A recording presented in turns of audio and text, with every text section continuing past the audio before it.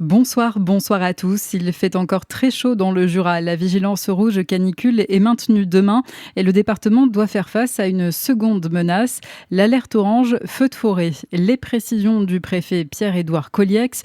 Pour lui, il y avait urgence à agir. Écoutez. Là aussi, on a une vigilance particulière à avoir. J'ai demandé aux élus qui organisaient des spectacles pyrotechniques, des feux d'artifice, de ne pas le faire. Donc je les ai interdits parce qu'on voit que sur des travaux agricoles, sur un certain nombre d'interventions des sapeurs-pompiers ces dernières heures, on a eu des petits départs de feu. Donc on n'a pas eu des faits gravissimes, mais ces départs de feu doivent être une alerte.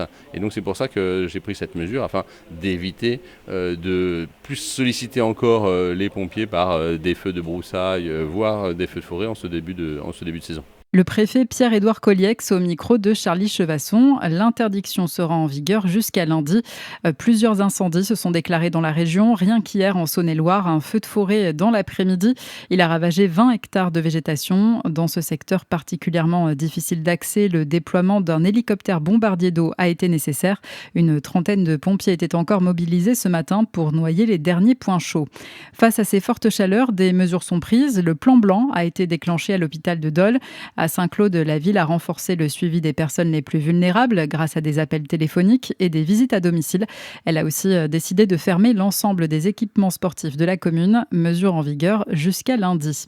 Et puis dans l'académie de Dijon, 196 écoles étaient fermées aujourd'hui à cause de la chaleur, dont 28 en Côte d'Or. Les lycées et les collèges étaient ouverts normalement.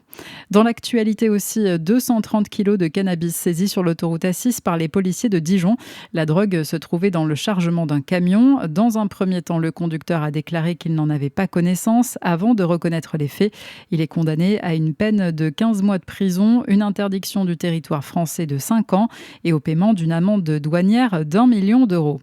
Dans l'actualité aussi, Stéphane Plaza, de retour devant la justice aujourd'hui. L'agent immobilier et ex-animateur de télévision est accusé de violence conjugale sur une de ses anciennes compagnes. Il avait été condamné en première instance à 1 an de prison avec sursis. Il avait fait appel. Le pape à Paris, Léon XIV, célébrera une messe le 26 septembre sur la place de la Concorde et les Champs-Élysées. Une cérémonie géante qui devrait attirer 500 000 personnes selon le diocèse de Paris. Lors de ce voyage en France, le pape se rendra aussi à Lourdes où il célébrera une messe en plein air. Et puis le foot et la Coupe du Monde, dernier match de poule de l'équipe de France. Les Bleus déjà qualifiés pour les 16e de finale affrontent la Norvège. Une victoire ou même un match nul leur assurait la première place de leur groupe. Coup d'envoi à 21h. Voilà pour l'actualité. Très bonne soirée à tous à l'écoute de Fréquence Plus.